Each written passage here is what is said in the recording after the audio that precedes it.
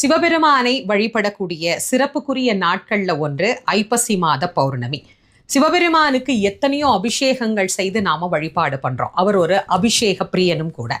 ஆனா வருடத்திற்கு ஒரு முறை மட்டும்தான் அவருக்கு இந்த அன்னாபிஷேகம் அப்படிங்கிறது நடைபெறுகிறது. எதற்காக சிவபெருமானுக்கு அன்னாபிஷேகம் செய்யணும்?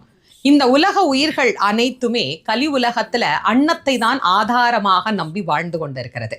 எல்லா ஜீவராசிகளும் பசிப்பினி இல்லாம இருக்கணும் அப்படின்னா எல்லா ஜீவராசிகளும் யாருக்குள்ள ஒடுக்குமோ அவருக்கு இந்த அன்னத்தை நைவேத்தியம் செய்வது தானே சரியாக இருக்கும்.